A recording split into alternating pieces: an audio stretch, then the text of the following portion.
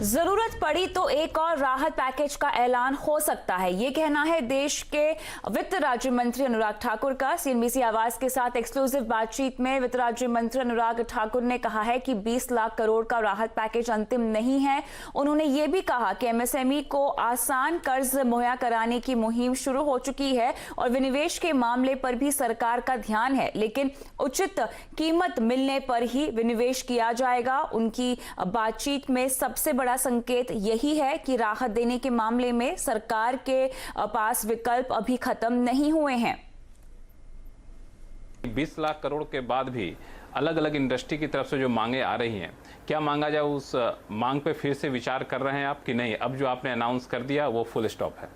देखिए, जिस तरह मार्च महीने से पहले बहुत कम लोगों ने सोचा होगा कि उनको और पैसे की आवश्यकता पड़ेगी, बहुत सारों ने एक्सपेंशन मोड में अपना सोचा होगा, लेकिन जो परिस्थितियां देश और दुनिया के सामने बनी उससे सबका कामकाज करने का तरीका बदला।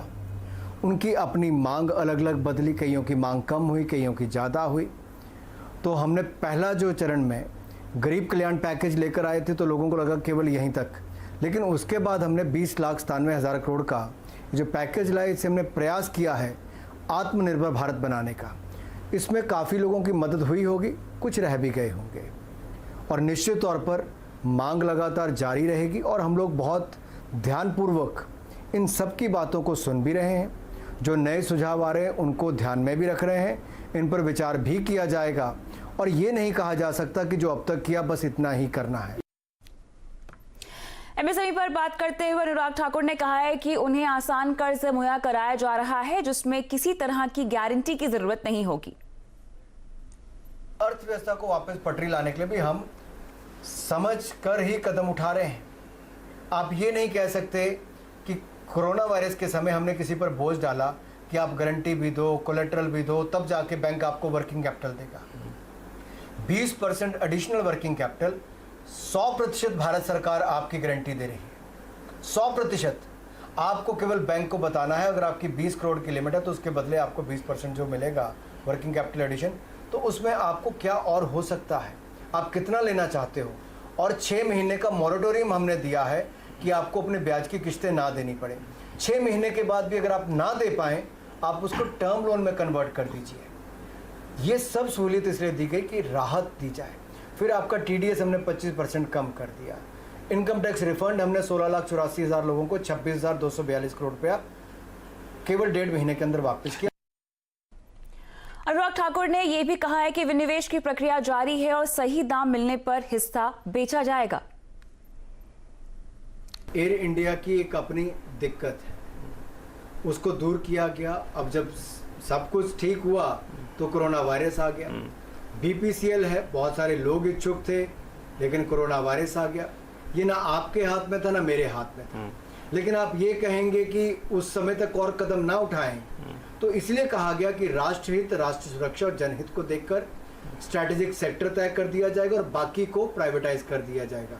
और स्ट्रैटेजिक सेक्टर में भी एक कंपनी मिनिमम और मैक्सिमम 4 कंपनियां रहेंगी, बाकियों को भी प्राइवेटाइज कर देंगे। इससे विदेशी निवेश आएगा, घरेलू निवेश भी आएगा और बहुत सारे सेक्टर्स में आगे बढ़ने का अवसर मिलेगा। तो इस ऐलान का कोई टाइम फ्रेम बताएंगे आप? देखिए, हम तो जल्द से जल्द करना चाहते हैं, लेकिन कल तक जो आपका चैनल तय करता होगा कि इस तरह का रुख होगा। मार्च के बाद तो आपको भी पिछले 2 महीने में देखने को मिला होगा कि कुछ भी आप कहते हैं उसमें हर तीसरे दिन बदलाव हो जाता है। जब तक लोगों के मन में वो डर नहीं चला जाता, दुनिया भर से संकट की स्थिति नहीं हट जाती, तब तक किसी के लिए भी कुछ कहना बहुत जल्दबाजी होगी। लेकिन ये समय में आप अपना पेपर वर्क कर सकते हैं, आप तैयारी करके रख सकते हैं कि जैसे परिस्थितियां ठीक होंगी, जो लोग इनमें निवेश करना चाहते हैं, जो इनको खरीदना चाहते हैं, वो आगे आए। तो अभी माहौल है कि विनिवेश के मोर्चे पर हम धीरे धीरे कदम बढ़ाएं? हमने बड़ा स्पष्ट किया कि हम सही मार्केट का समय देखकर, जब दाम सही मिल रहा होगा तब इसको करेंगे, लेकिन उसमें भी एक लंबी प्रक्रिया है। आपने अगर बीपीसीएल का कहा होगा तो उसमें 1.5-2 साल लग गए। एयर इंडिया का 3 साल पहले का होगा तो इतना लंबा समय लग गया। तो बहुत सारी कंपनियों में कम समय लगेगा, कईयों में ज्यादा समय भी लग सकता है। तो वित्त राज्य मंत्री अनुराग ठाकुर के साथ पूरा एक्सक्लूसिव इंटरव्यू आप देख सकते हैं शाम 5:27 पर सिर्फ सीएनबीसी आवाज पर।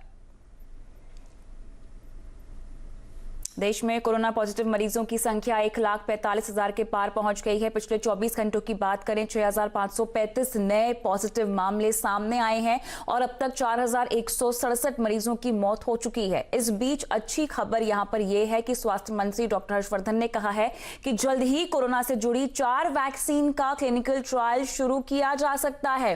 कोरोना पर ज्यादा जानकारी के साथ हमारे संवाददाता जुड़ गए हैं, उन्हीं से बात करते हैं। दिल्ली से हमारे साथ दीपाली नंदा और मुंबई से संवाददाता अभिषेक पांडे जुड़ गए हैं। दीपाली, आपके पास आएंगे। सबसे पहले हमें ताजा अपडेट दें, कोरोना मरीजों की संख्या कितनी बढ़ी है और साथ ही डॉक्टर हर्षवर्धन ने जो वैक्सीन की बात की है उसको लेके क्या डिटेल्स हैं आपके पास? देखिए कविता, जिस तरह से आपने जिक्र किया कि अगर हम पॉजिटिव मरीजों की संख्या की बात करें तो लगातार इसका ग्राफ ऊपर चढ़ता हुआ दिखाई दे रहा है। अगर पिछले 24 घंटे की बात करें तो 6500 से ज्यादा देश भर में पॉजिटिव मरीज सामने आए हैं। कुल मरीजों की संख्या 1,45,000 के पार जा चुकी है। राहत की बात यह है कि जो रिकवरी रेट है इसमें भी इंप्रूवमेंट दिखाई दे रहा है। अभी की बात करें तो स्वास्थ्य मंत्रालय का जो ताजा आंकड़ा है वो बताता है कि रिकवरी रेट देश में करीब 42% तक पहुंच गया है। लेकिन दूसरी तरफ ये देखा जाए कि जिस क्रम से मामले बढ़ रहे हैं वो चिंता का विषय तो जाहिर तौर पर है ही। एक अच्छी खबर इसको कहा जा सकता है कि पूरी दुनिया इस कवायद में जुटी हुई है कि जल्द से जल्द कोरोना से लड़ने के लिए इसकी दवाई को इजाद किया जाए। तो स्वास्थ्य मंत्री की तरफ से जो ये स्टेटमेंट दिया गया है कि अगले 3 से 4 महीने में कोरोना से जुड़ी वैक्सीन 4 वैक्सीन है उनका क्लिनिकल ट्रायल शुरू किया जा सकता है। ये आशंका, ये उम्मीद स्वास्थ्य मंत्री की तरफ से जताई गई है। मैं आपको बता दूं इस वक्त भारत में अलग अलग संगठन, अलग अलग एजेंसीज करीब 14 वैक्सीन पर काम कर रही हैं, लेकिन ये सभी प्री क्लिनिकल ट्रायल स्टेज पर है। लेकिन इन 14 में से 4 वैक्सीन है जहां से उम्मीद की किरण दिखाई दे रही है और ये उम्मीद जताई गई है कि अगले 4 से 5 महीने में इसका क्लिनिकल ट्रायल शुरू किया जा सकता है। ऑल राइट, लेकिन चलिए यहाँ पर अभिषेक पांडे की ओर रुख करते हैं जो हमें महाराष्ट्र का ताजा हाल बताएंगे। जितने भी कोरोना पॉजिटिव मरीज हैं अभिषेक, उसमें से 1/3 जो है वो महाराष्ट्र से ही है। लगातार यहाँ पर जो आंकड़ा है कोरोना मरीजों का वो बढ़ता जा रहा है। आंकड़ों में अब तक गिनती कहाँ तक पहुंची है? पिछले 24 घंटे में खासतौर से कितना इजाफा हुआ है इसमें?